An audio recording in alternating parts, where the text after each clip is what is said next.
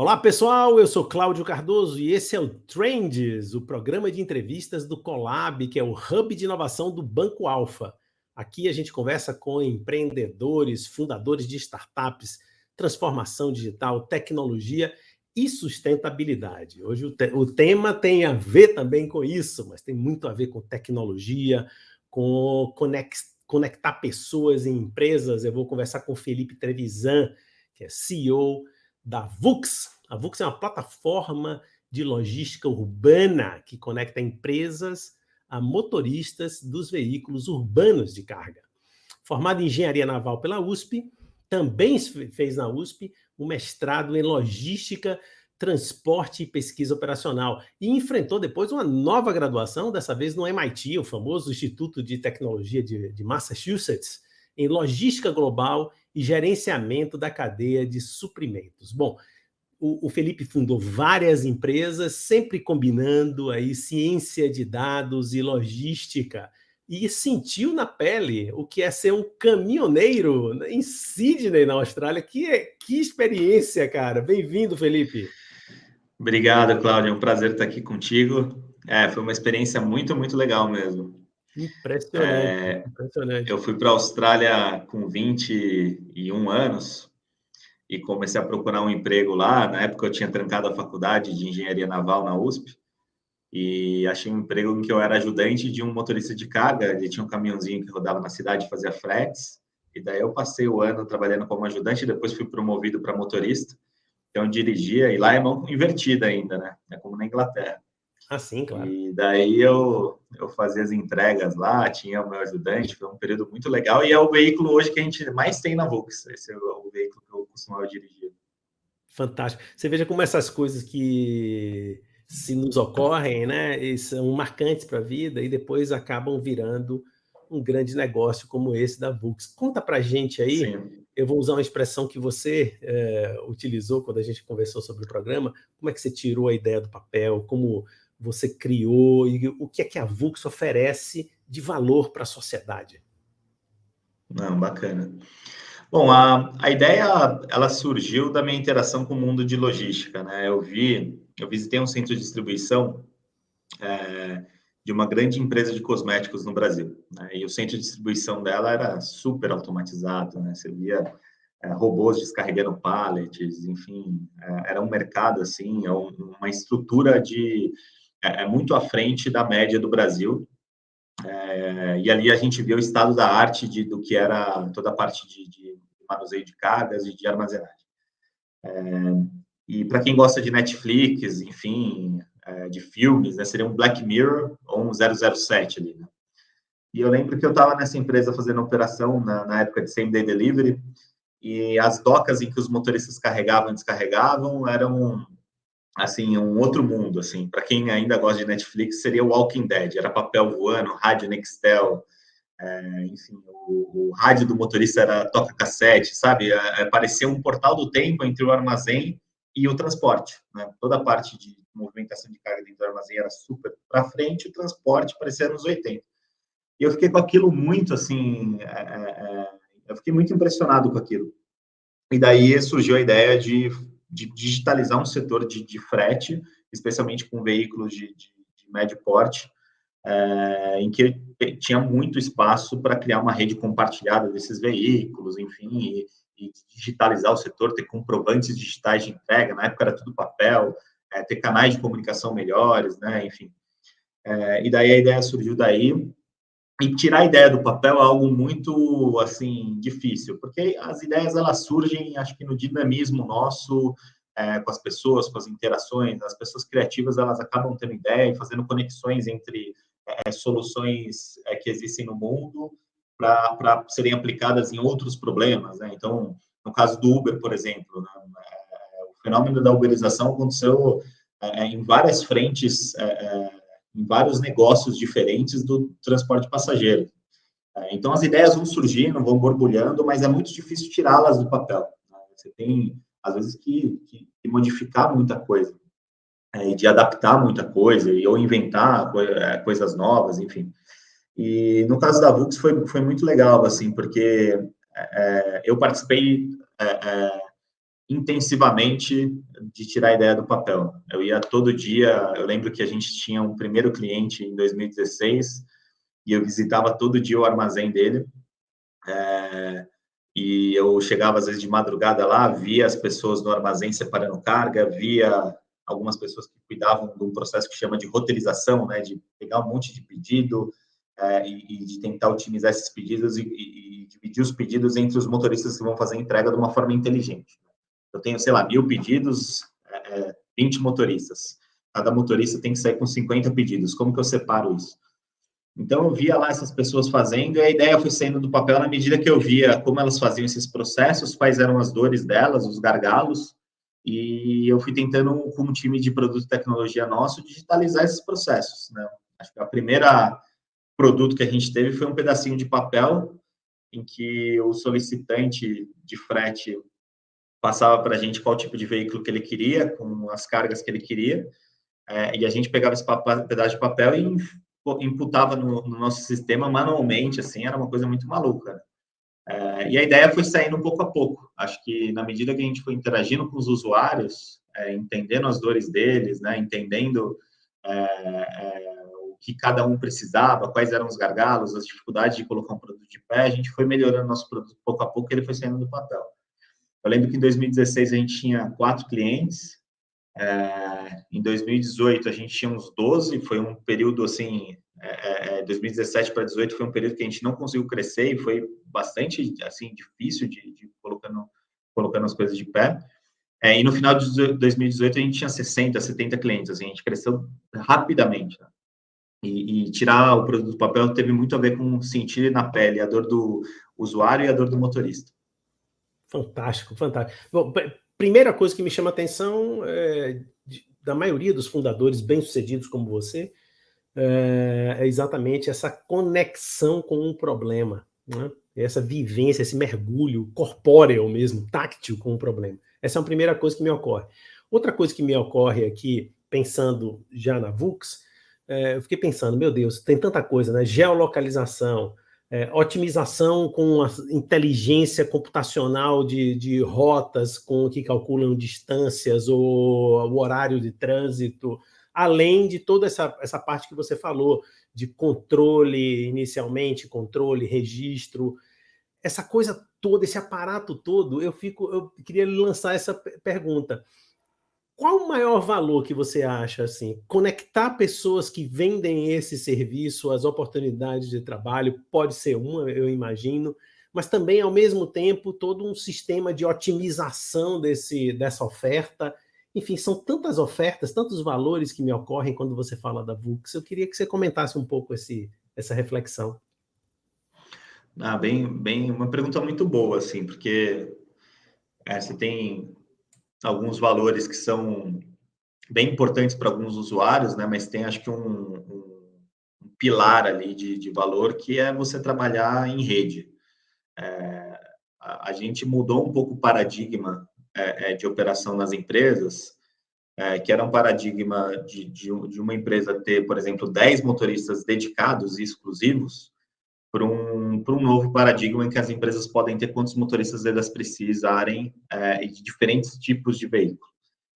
Isso significa esse aumento de flexibilidade só é possível pelas tecnologias que a gente utiliza, tanto a tecnologia mobile quanto a plataforma em si, que conecta essas empresas a uma rede muito maior de motoristas. Então, eu diria que a principal proposta de valor é essa, você ter a frota ideal para a sua operação naquele dia, naquele instante. Isso é uma proposta de valor muito forte quando você pensa que as empresas querem entregar cada vez mais rápido, elas têm picos de demanda, campanhas de marketing, enfim.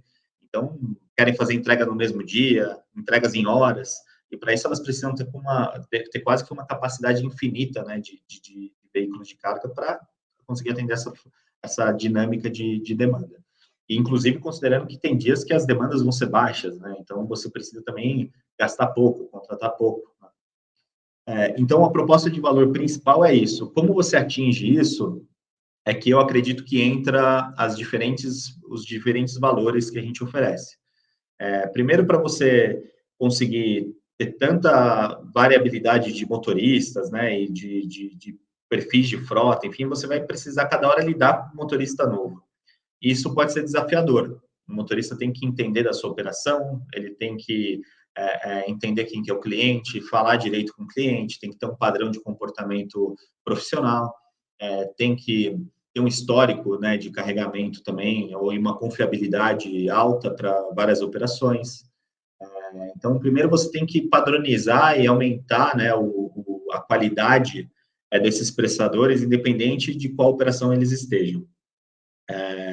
Segundo ponto, você precisa controlar muito bem a informação. Então, a tecnologia ajuda muito nisso, né? Quando você tem sempre o mesmo motorista, você sempre fala com ele, ele se adequa, enfim, você acha a informação mais rápido. Mas quando você trabalha com uma rede de motoristas, você precisa padronizar o controle da informação. E nisso, também a tecnologia ajuda demais. Ela acaba trazendo para quem contrata o frete tudo que está acontecendo em tempo real, comprovantes digitais, localização do motorista. E tendo isso, você gera um valor adicional também para quem recebe a carga. Consegue saber exatamente o horário que o motorista vai chegar, onde ele está no mapa, falar com ele diretamente ou com o central de saque. Então, essas tecnologias adjacentes, elas são necessárias tanto para viabilizar uma operação em rede, quanto para melhorar isso, né? Para melhorar o processo em relação ao que ele era antes. Mas, de fato, a principal proposta de valor é você ter uma rede super flexível. Fantástico. Quantos atributos de qualidades vocês têm, né? Comunidades, enfim. Talvez valesse a pena agora a gente falar, já que a gente você contou um pouco da história, mas é o seguinte, você não é sozinho, você tem sócios, né, Felipe? Tem sócios fundadores do início. Como foi essa evolução, né, de papéis e porque, nossa, dá para perceber o grau de complexidade da Vuxi e o leque de ofertas, puxa, parece infinitos, né? E certamente vocês fazem já uma oferta muito avançada, mas ainda tem muita coisa para desenvolver. Conta aí como é que ficou esse casamento aí dos fundadores, dos sócios e os papéis que vocês desempenham. Eu acho que isso muda muito, né, do começo da startup na medida que ela cresce. Acho que é como uma criança, né, um bebê com 2 anos de idade tem um papel de brincar, ele aprende, ele olha muito, ele observa muito o que está acontecendo, imita, e daí na medida que ele vai crescendo, ele vai tendo outras funções, né? Eu até brinco com a minha esposa que a nossa filha, às vezes, ela parece que tem uma atualização no pacote dela que ela vem com mais funcionalidades, assim. Ela passa a falar mais, ela consegue correr, antes ela não corria, né? Então, assim, é como uma criança para a vida adulta, em que fase a fase ela vai mudando e vai se desenvolvendo e vai crescendo e vai conseguindo fazer mais coisas e ela tem que se adaptar, tendo mais responsabilidades e tal. No caso dos fundadores, eu acho que é muito parecido. No começo, assim, é muito importante você centralizar, por incrível que pareça, assim, muita gente acha ruim a centralização, mas ela traz muita velocidade. Então, na minha opinião, assim, um papel crucial nosso como fundador aqui foi tá todo dia vendo a operação, sabendo o nome dos motoristas, sabendo o que está acontecendo com o cliente, olhando, operando, falando diretamente com o time de tecnologia. Isso é super importante, assim, você tem que estar... tem um amigo meu que brinca que é CEO barriga de balcão, sabe? Aquele dono do bar que fica com a barriga do balcão, tipo, tomando nota e vendo o que está acontecendo.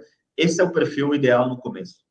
No começo, o produto da startup nasce a partir dos fundadores. Mas, na medida que ela cresce, você tem que se adaptar. Você começa a ter que criar mais processos, o seu time cresce. Eu lembro que uma coisa que foi, assim, mais difícil de fazer foi descentralizar, né? Foi trazer diretores para a companhia, foi estruturar as áreas e criar um canal de comunicação na empresa que funcionasse. Como manter uma cultura, definir o que é cultura, o que são os nossos valores. Então, você deixa de atuar diretamente nos problemas para atuar junto com as pessoas, para elas entenderem para onde a companhia está indo, qual que é o propósito, quais são os valores, o que é importante para o cliente, como você direciona isso sem mandar necessariamente nas pessoas, ou mandando, daí depende. Então, os fundadores eles têm que desenvolver, acho que um conjunto de ferramentas de gestão para que a companhia continue crescendo na mesma velocidade, com mais qualidade, eventualmente, né, trazendo pessoas que complementem os fundadores. E daí esse foi o nosso papel aqui, foi justamente ter não só a humildade de de tentar trazer as melhores pessoas possíveis e melhores que a gente, né? Mas também de reconhecer que a empresa precisava de um outro setup, né? De outro arranjo. E daí Perfeito. você vai se adequando, e você nunca sabe como que é o próximo arranjo, você está sempre tendo que aprender e se provar e se adaptar. Isso é bem gostoso também. Um bicho vivo, né? Olha, É. papo ótimo aqui, Felipe. A gente vai para um rápido intervalo aqui pela Rede Transamérica. Voltamos já. Fique aqui com a gente, com a sua rádio, onde você estiver.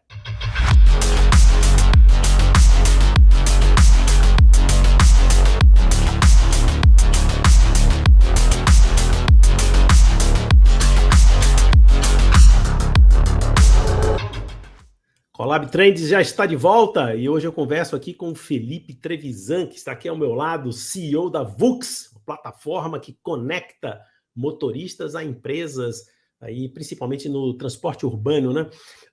Felipe, uma das expressões que eu já ouvia em inglês, last mile, né? A última milha, né? Isso descreve o trabalho que vocês fazem ou vocês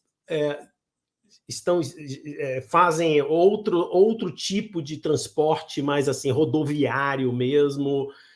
Conta aí pra gente. E tem outras questões que eu gostaria de explorar ainda sobre frota, caminhões, enfim, mas começando por aí, pelo last mile. É isso? Esse é o ponto de mais específico ou é mais amplo?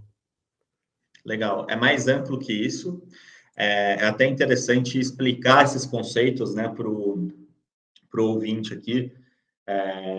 O last mile é a última parte da entrega. Para uma mercadoria que, por exemplo, você compra no e-commerce, chegar na sua residência, ela percorre um último trajeto, que é do armazém, por exemplo, de uma transportadora ou do marketplace de e-commerce, do armazém mais próximo de você até você. E o motorista faz essa entrega. Ou, por exemplo, quando você compra comida pelo aplicativo, é aquela perna entre o restaurante e a sua residência. Mas muitas vezes, antes dessa carga percorrer esse last mile, ela precisa percorrer outros trajetos. Então, você tem, por exemplo, o first mile, quando você compra uma mercadoria no marketplace, no e-commerce, que foi um lojista que vendeu, a plataforma de marketplace, como o Mercado Livre, Americanas, enfim, vai ter que pegar um veículo deles, vai passar em frente a esse lojista, coletar a carga deles e levar até o armazém ou da transportadora ou deles mesmos. Então, essa primeira perna de coleta é chamada de first mile. E você tem o que é chamado também de middle mile, né? A perna intermediária, de um armazém para outro armazém, que pode ser feito por caminhões ou até por avião. E também tem outras operações que não necessariamente são parecidas com last mile, mas não para o consumidor final. Por exemplo, quando uma carga chega numa loja do shopping, ela não é exatamente um last mile, que ela está chegando ali num lojista, enfim, que depois o consumidor vai comprar. Mas ela é uma operação muito parecida. Sai de um armazém e vai para o lojista. Pode chegar para um restaurante, enfim. A Vux, ela opera em todas essas frentes que eu mencionei, tá? Nas frentes de coleta, nas de transferência entre armazéns, abastecimento de loja física e entrega last mile para o consumidor final. O que a gente foca não é exatamente num perfil de operação, mas no perfil de carga, de veículo. São cargas que vão de 30 quilos até 1, 2 toneladas por entrega, com esses veículos, pequenos caminhõezinhos que operam dentro da cidade. Entendi. Agora, eu imagino que vocês também, com o porte que vocês vão ganhando, outros desafios vão aparecendo. Por exemplo, questões de seguro, por exemplo, que é uma coisa importantíssima. Seguro de carga, seguro do motorista, seguro do veículo, o financiamento do veículo, não sei se vocês trabalham com isso, ou seja, o que a gente chama, no jargão aqui do ecossistema, gente, a gente usa tech e a primeira parte é a atividade. Então, no caso da Vux, seria uma logtech, uma empresa, uma startup de logística. E você está se transformando numa fintech, é isso? Ou seja, numa empresa que também opera a parte financeira de toda a operação? Conta aí para a gente. Muito boa a sua pergunta, porque toda empresa que ganha muita escala, especialmente no Brasil, ela tem potenciais de operações financeiras muito grandes, né? Então, a Vux é uma logtech, porque ela viabiliza a logística, né, no setor dela. ela executa um serviço de logística, no fundo, de transporte, mas ela também tem que viabilizar algumas partes que são essenciais para a logística, que tem a ver com a parte financeira. Então, por exemplo, seguro de carga. É muito importante oferecer seguro de carga para os motoristas e para os embarcadores, né, para os clientes que contratam frete. Operações de financiamento. A nossa base de motoristas de carga e de pequenas transportadoras precisam trocar de frota. Muitas vezes eles querem renovar o veículo, trocar ou expandir a frota deles, fazer um upgrade. E a gente tem total interesse de ajudá-los nisso e até de ser um parceiro comercial nisso, em uma operação de financiamento. Operações também de adiantamento de recebível, né? Assim, quem contrata o frete quer pagar quase que parcelado, quem faz o frete quer receber à vista. Como você viabiliza e ajuda essas duas partes? Isso tem muito, muito a ver com a parte financeira. E isso, especificamente, é uma oportunidade gigantesca no mercado de logística que a gente vem atuando. Então, uma parte da Vux acaba se transformando numa fintech, no sentido de viabilizar prazos mais longos para quem contrata o frete e viabilizar prazos curtíssimos ou o recebimento até no dia para quem presta o frete, que é o motorista de carga ou uma nanotransportadora. Fantástico, né? Eu acho que isso tem a ver com aquela parte que eu comentei no primeiro bloco. É um negócio que abre. Nossa, eu fiquei pensando, nossa, quantas coisas tem para fazer, né? Agora eu queria fazer um desafio que tem a ver com o nome do nosso programa, né? Que é Trends, né? Tendências em inglês. Como é que você vê aí o futuro pelo menos desse segmento de logística, que já é bastante grande, né? Que vocês atuam num espectro, tem foco, tem nicho, é muito bem feito isso, para a Vux, parabéns, mas no fim das contas é um monte de coisa, né? Comunidade, motoristas, caminhões, logística, seguro, essas coisas todas. Como é que você vê o futuro da logística aí? Eu acho que a gente vai acabar falando de cidades, são temas de alta complexidade, né? Tudo interrelacionado, né, Felipe? Sim, sim. Olha, eu vejo um futuro extremamente tecnológico e inteligente para a logística, por alguns fatores. Primeiro, porque ela é ainda defasada em relação a outras áreas. Você vê, assim, a digitalização que a gente viu no mercado nos últimos 5 anos é gigantesca. Há 5 anos atrás, assim, as operações eram ainda mais precárias. Hoje elas têm já um perfil mais digital. Eu também, assim, vejo um movimento dessas entregas rápidas, do consumidor querendo cada vez mais rápido uma entrega, mudar um pouco a estrutura das cidades, né? Então, já tem acontecido o surgimento de mini hubs, pequenos centros de distribuição dentro das cidades, né, num conceito de cidades inteligentes. Esses mini hubs podem ser até abastecidos pela noite e você faz as entregas de manhã, diminuindo o trânsito. Eu vejo aplicações de drones, de veículos elétricos. Isso acontecendo. Drone, por exemplo, já é uma realidade, especialmente em áreas rurais, que são muito difíceis de você fazer uma entrega. Você pode fazer com drone de uma forma muito mais econômica. Então, por um lado, acho que a estrutura das cidades, né, e da forma que a logística é feita hoje vai mudar. O perfil de veículo já está mudando. E para suportar essas decisões, né, e esse novo rearranjo, né, das operações de distribuição de carga, enfim, a tecnologia vai ter um papel crucial, né? Seja, primeiro, pensando nas plataformas que vão orquestrar isso, nas operações que eventualmente terão motoristas, como que esses motoristas vão interagir com o aplicativo mobile e como que isso vai ser, essas informações vão ser compartilhadas. Esse é um tema super importante, cada vez mais a gente quer saber tudo em tempo real. Como que você vai prever problemas ou vai prever fraudes, enfim, é um outro tema super importante na logística. Um veículo autônomo, como que ele vai transitar dentro da cidade ou numa rodovia, também envolve muita tecnologia, e todos esses pontos que eu estou falando, eles têm um pilar em comum, que é a inteligência artificial.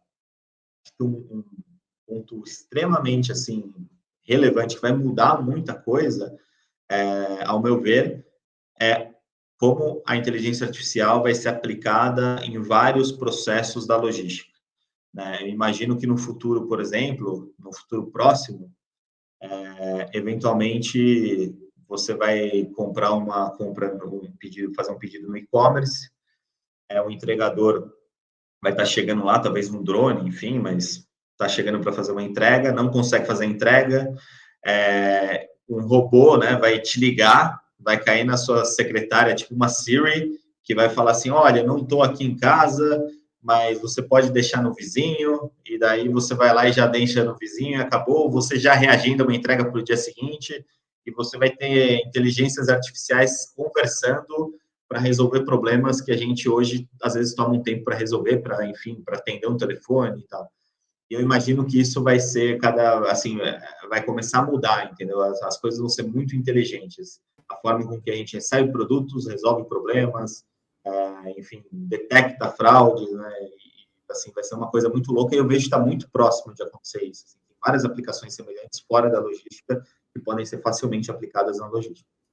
Impressionante, porque eu confesso que minha expectativa era um pouco nesse caminho que você falaria do trends, né? Quer dizer, puxa, inteligência artificial, muita automação, mas algo que é tão óbvio e me surpreendeu, que eu deveria ter previsto. Quer dizer, não é só em quem oferta o produto, a sociedade está incorporando instrumentos com inteligência artificial.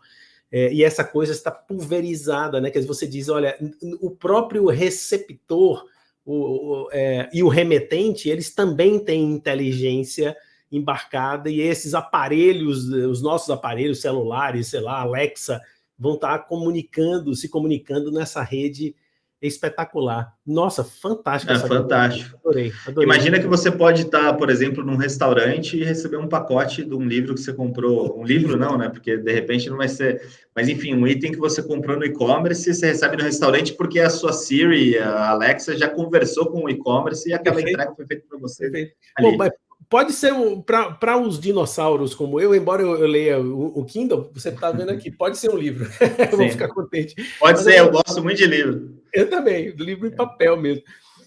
Para concluir, uma resposta, se você conseguir uma resposta breve, de 30 segundos, se é possível, assim, se você pudesse dizer em 2 ou 3 palavras, que características você acha que são indispensáveis para um empreendedor de startup?